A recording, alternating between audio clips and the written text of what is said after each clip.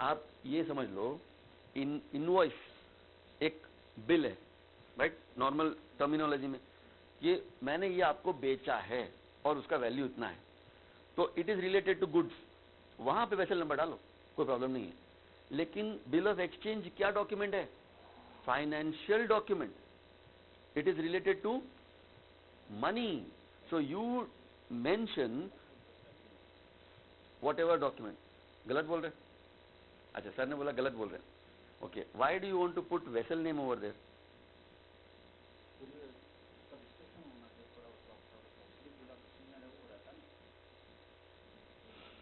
Okay, आप लिखते हो vessel name, very good. Is there anything wrong in putting the vessel name on a bill of exchange? No problem, no problem, it is an additional detail, लेकिन required नहीं है, इसलिए क्योंकि you are already giving a reference to what? Invoice. किसने वापस भेजा? LC था उसमें या नहीं था? इसीलिए वो हम बाद में बात करेंगे। When you are not talking about an LC, पूरा कंट्रोल मेरे ऊपर है कि मैं क्या डॉक्यूमेंट में क्या लिखूंगा, मेरे कंट्रोल में। When there is an LC, हर डॉक्यूमेंट का हर चीज उसमें लिखा होगा, करेक्ट? नहीं बना सकते, बिल्कुल सही है।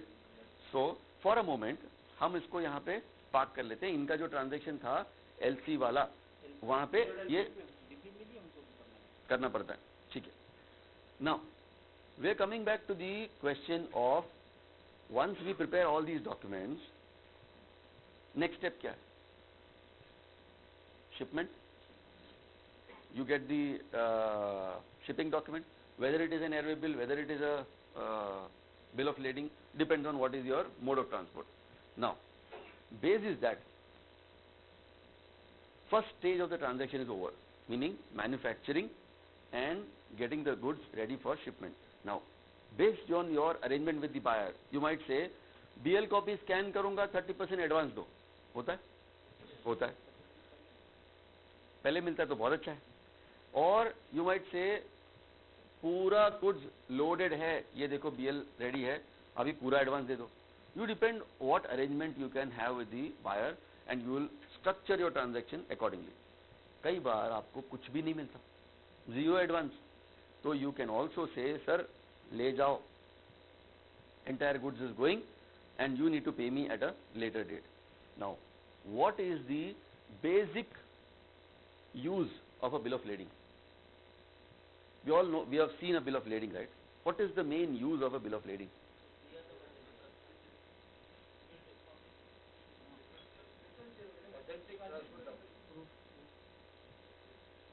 Uska main purpose is title of goods, ownership of the goods.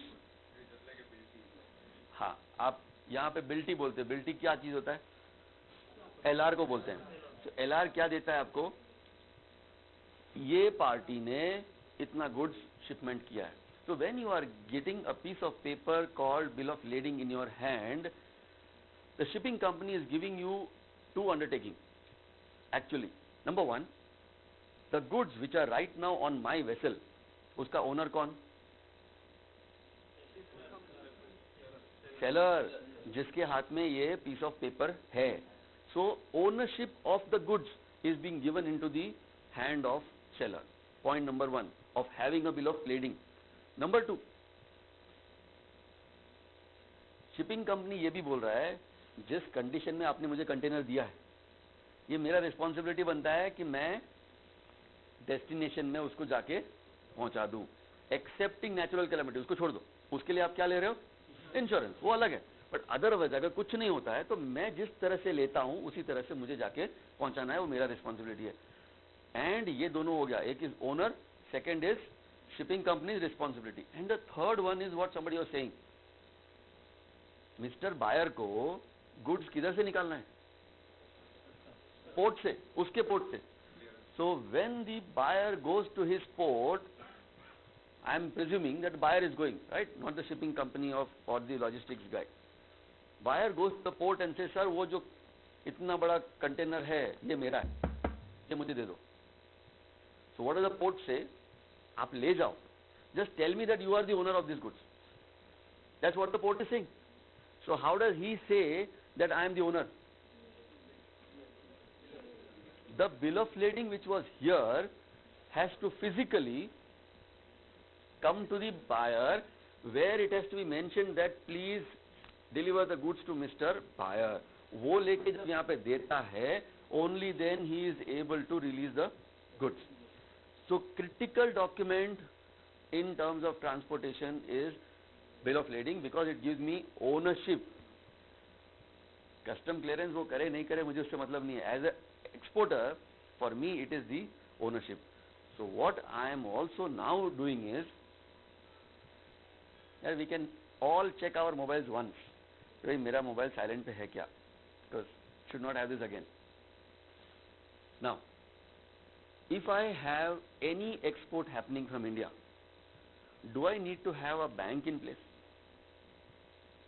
If I am an exporter, do I need a bank? Why?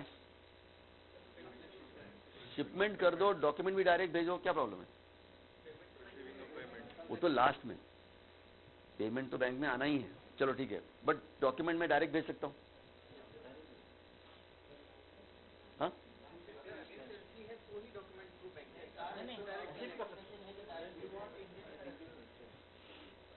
okay.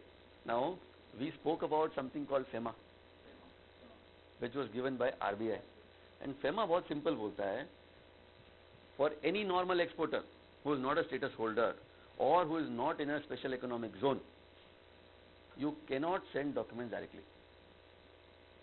आपको बैंक के थ्रू ही डॉक्यूमेंट भेजना है. सो आइडियली आपको क्या करना है? शिपमेंट भेज दिया और आपने सेट बना लिया, invoice, packing list, inspection, insurance, bill of trading, bill of exchange, जो बनाया सब बनाया, it's a full set, and this has to go to your banker only. ये किसने बोला? फेमा बोलता है. बट अगर आपने डॉक्यूमेंट नहीं भेजा बैंक को, and if you are sending directly, जैसे आप लोग बोल रहे हो, we do it, then what is the implication? Because FEMA ये भी बोलता है कि शिपमेंट होते ही within how many days you have to give the documents to the bank?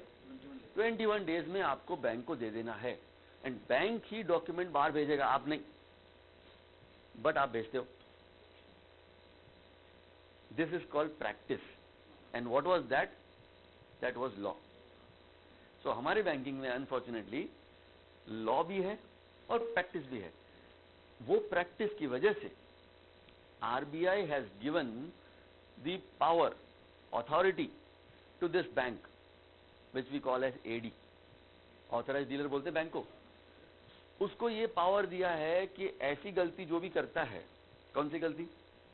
Document direct भेज दिया, उसको माफ करने का पावर भी इसके पास ही है. And we call that as regularisation. जो आपने किया, it is a irregular thing, it's a practice which is irregular. उसको रेगुलराइज करने का पावर किसके पास है? एडी के पास. बट वो तभी रेगुलराइज करेगा जब एंड रिजल्ट अचीव हो जाए. What is and? Money. So India को फाइनली एक ही चीज से मतलब है, फॉरेन करेंसी इंडिया में आना है, मनी नहीं, foreign currency. So the moment you say sir I am the exporter, देखो मेरे से डॉक्यूमेंट डायरेक्टली भेजने का गलती हुआ है, ओके, बट दूसरी साइड में पैसा भी आ गया, ये लो पैसा और ये लो डॉक्यूमेंट, क्या करो? उसको रेगुलराइज कर दो, and that power is given to AD. But इसको अगर हम हटा देते हैं, the bottom line is, as an exporter you need a bank to which you will submit the document. वहीं पे इनका भी काम आता है बीच में. क्यों? वो डॉक्यूमेंट यहां से बाहर भी जाना है. हाँ. So anyway, coming to this scenario, when FEMA says you need a banker, तो हमारे ट्रांजेक्शन में बैंकर को ले अंदर इन्वॉल्व कर लो. एक एक्सपोर्टर था, एक importer. So now these two parties are two banks. So let us say ये एक्सपोर्टर का एक नाम दे देते हैं, बिकॉज आज पूरे दिन हमको इनके नाम की जरूरत पड़ेगी. यस, एक कंपनी, एक नाम मुझे दे दो. So I will address you by that name only. Quickly, आप सब एक्सपोर्टर है यार, कोई एक कंपनी का नाम उठा. हाँ यार, फिर कल आप बोलोगे संतरा एक्सपोर्ट, ऐसा थोड़ी होता है यार. चलो ठीक है.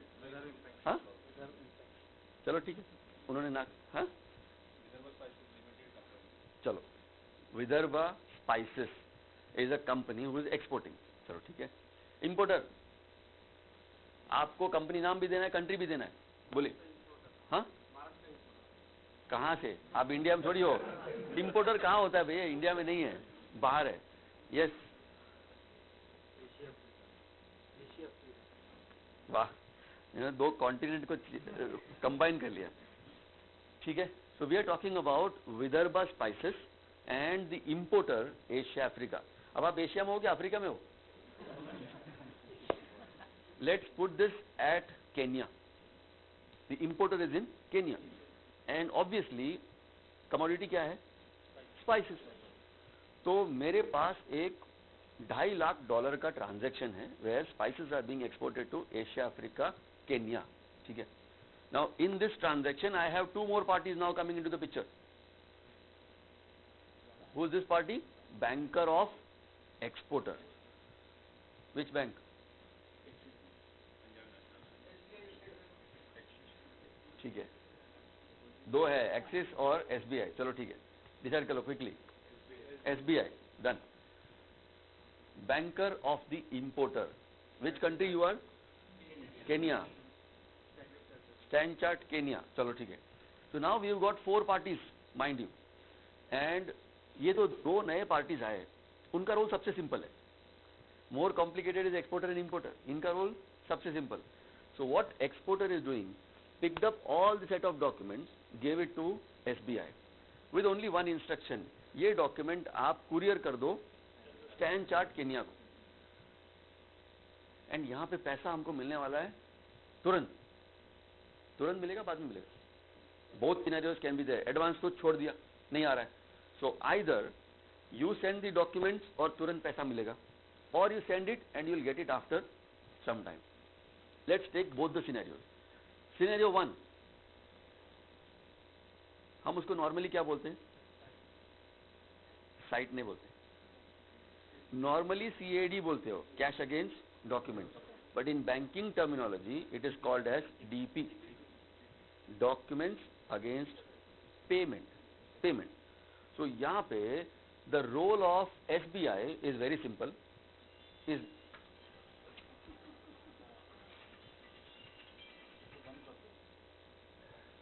The role of SBI is that of a courier.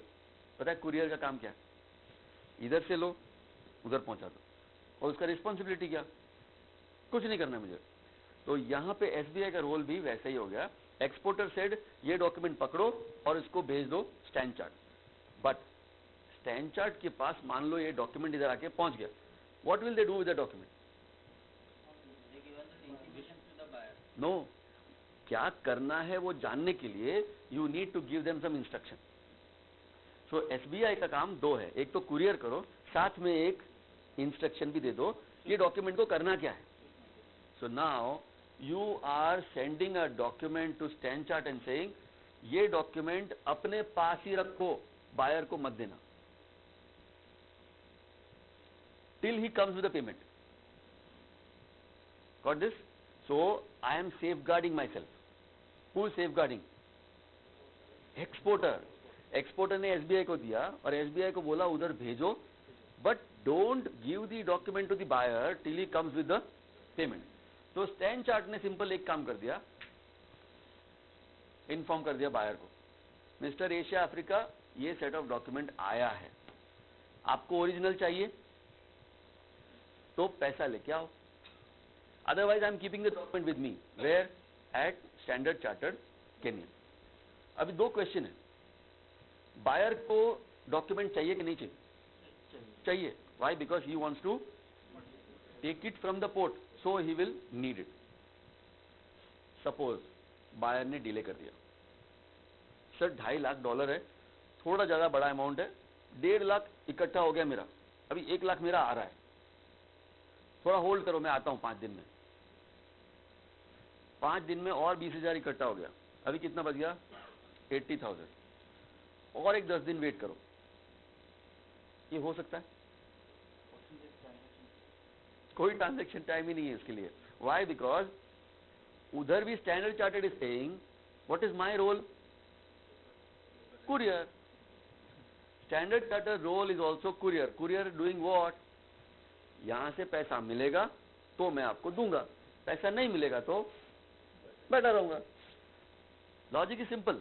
इधर से इनका काम था कुरियर डॉक्यूमेंट भेजना, उनका काम है पैसा लेके मुझे भेजना. बट जबरदस्ती किसी के हाथ से पैसा लेना नहीं है. I will wait for money to come. Now point is Standard Chartered cannot keep on waiting for money forever. 10 दिन, 15 दिन, 20 दिन, maximum 1 month. Then they will not wait. Then they will come back to SBI. Sir क्या करूं, पैसा तो आ ही नहीं रहा है. बोलो तो वापस भेजू document. Now can this scenario be possible?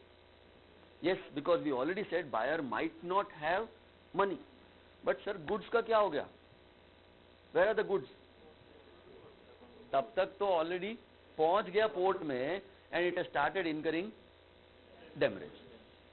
Mind you, demurrage कौन पे करेगा? Owner of the goods. Please remember, demurrage पे करेगा owner of the goods. अभी फिलहाल तो पोर्ट में कंटेनर पड़ा है, उसका ओनर कौन?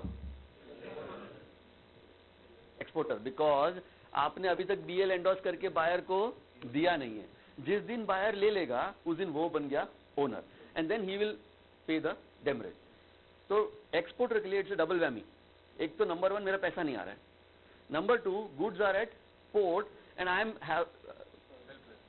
Helpless because I have to pay the demurrage also.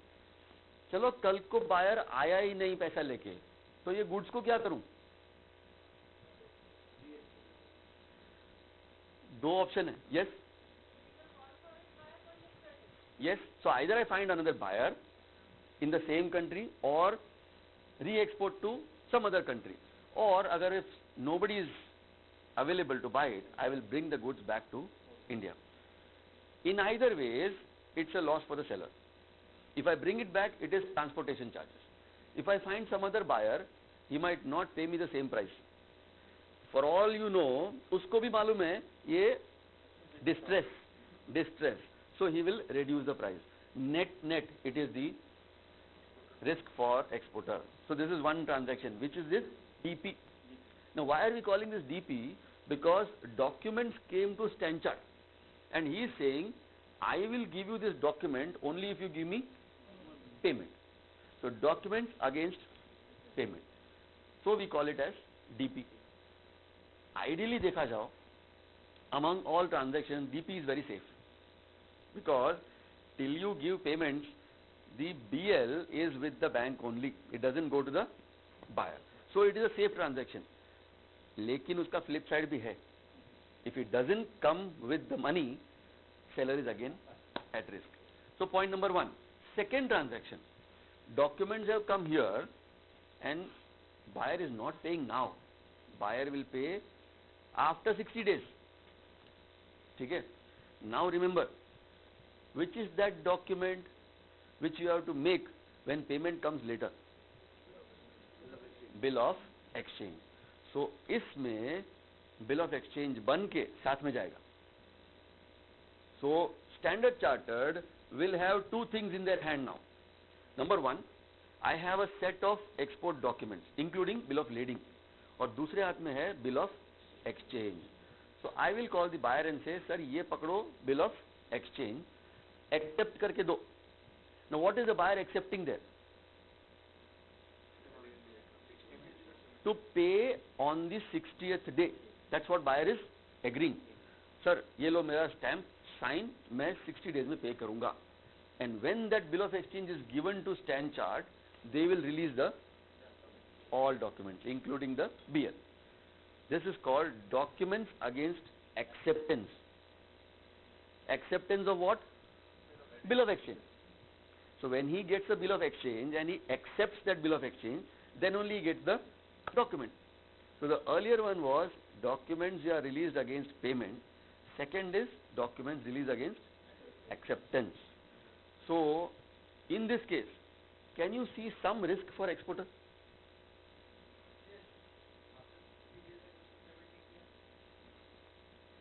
Is it possible? Because bill of exchange पे sign stamp किया है. So what? Finally तो document है. Finally at the end of the day मैं अगर हाथ ऊपर कर दिया बैंकरप्ट, तो क्या करेगा कोर्ट? कुछ नहीं कर सकता, because to a bankrupt person even if the court rules that yes you are at fault, मैंने तो हाथ ऊपर कर दिया, सो वो अपनी जगह पे, इंश्योरेंस को तो फिर बाद में पकड़ेंगे, but the point is buyer is very very smart that way. So we need to remember one thing, whether it is a DA, whether it is a DP, either way export is at risk. So customer से एक ही तरह से वो बच सकता है buyer से, advance, और एडवांस उसको मिलता नहीं. So at the end of the story we are saying that exporter is still at risk. In this scenario only we are saying DP, DA, all those cases I don't trust the buyer now. I want somebody else into the picture to say that don't worry about the money, पैसा तुमको मिलेगा पक्का, right? So as such हमारे पास कितने parties हैं अभी? 1 2 3 4. Importer से मेरे को भरोसा उठ गया and I am the exporter that side. So which are two parties left? Two banks. Which of these two banks, StanChart or SBI, which bank can give this assurance, don't worry तुम्हारा पैसा मिलेगा? Why StanChart? Why not SBI? नहीं, buyer bank तो सही है, but can SBI not give that assurance, don't worry तुम्हारा पैसा आ जाएगा? नहीं. वाई? SBI बोलता है आएगा तो देंगे, but anyone who wants to give that kind of an assurance that don't worry your money is definitely going to come, वो assurance मुझे देना है तो I need control on the money. मेरे हाथ में पैसा होगा तो मैं ये गारंटी दे सकता हूं. बायर का पैसे के ऊपर कंट्रोल किसका है? उसके बैंक का हो सकता है. So if this transaction has to fly, then what we are saying, StanChart needs to have control on the buyer's money, which means buyer को ये बोला है कि अपना पैसा लेके मेरे पास रखो, and against that I will give a commitment to the seller that आपका पैसा मिलेगा. अब ये तो हर बार पॉसिबल है नहीं कि बायर ने पैसा पहले ही रख दिया. So buyer will give a collateral, security लेके बैंक में रख दिया. कितना अमाउंट का सिक्योरिटी? पूरा अमाउंट का. अगर मैं $2.5 लाख की बात कर रहा हूं तो how much is that in Indian rupees? 1.6 1.7. उतना अमाउंट का प्रॉपर्टी मैंने यहां पे बैंक में रख दिया, एंड उसके सामने bank is now going to give a commitment to the seller that boss तुम्हारा पैसा आएगा. Okay, that is point number 1. So when this is happening, what do we normally call that? Setting up a limit. हम लोग सब bank में limit setup करते हैं, CC, OD, term loan, ये वो सब कुछ. यहां पे वो लिमिट जो सेटअप हो रहा है that is the LC limit, and वो एलसी लिमिट के लिए they have taken a collateral security from the buyer. So point number 1 यहां पे हो गया. सेकंड, अगर ऐसा करना है तो StanChart will give 2 instructions to seller. Number 1, अब तक तुम किसके पास देख रहे थे पैसा के लिए? इंपोर्टर के पास, right? You are asking the importer to keep on paying. Now StanChart is saying forget the buyer. So exporter has to say number 1, forget the buyer. तो फिर किसको रिमेंबर करो? बैंक. मेरी तरफ देखो, मुझे याद करो, मैं पैसे दूंगा. तो forget the buyer completely, because bank is not saying that अगर बायर पैसा नहीं देगा तो मैं दूंगा, ये नहीं बोला उसने. बायर दे या नहीं दे, मैं ही पैसे दूंगा. That's the primary undertaking under a LC transaction. Number 1. Number 2, if you are going to look at me and if you are asking me for payment, then another thing which exporter has to forget the contract. ऐसा possible है? Contract तो सबसे main चीज था. We said it has to be very very exhaustive. StanChart is saying forget the contract. Then what you should remember? Letter of credit, terms and conditions, which means that whenever you make an LC, the LC is made based on the contract. So every single thing which is there in the contract is getting captured into LC. Therefore, दो चीजें same नहीं होनी चाहिए. Contract को हटा दो. Whatever was there which was significant has been captured in the LC. अब तुमको पैसा चाहिए, then you have to fulfill the terms of LC, not of the contract. So, bank is making it very simple. Now, can we always say that the contract and LC terms are same? 99%. At times, it is also possible that एक या दो terms and conditions LC में ज़्यादा है. How? Anyone? नहीं, but we have captured all conditions from contract. So therefore, LC and contract should be same. It is also possible that LC में एक दो conditions ज़्यादा हो सकते हैं. Why? बैंक ने अपने कंडीशन को एक दो डाले होंगे. The reason is पैसा तो मैं देने वाला हूं, तो कंडीशन भी मेरे हिसाब से होना चाहिए. So therefore, an exporter always has to remember one thing: the moment there is an LC in a transaction, सब कुछ भूल जाओ, सिर्फ याद रखो LC and its terms and conditions. So if this situation is there, we break up the meaning of the LC into 4 or 5 parts. Right? Number one, it is an undertaking. An LC is nothing but a undertaking. Who's giving the undertaking? Buyer's bank. Let's be very clear on that.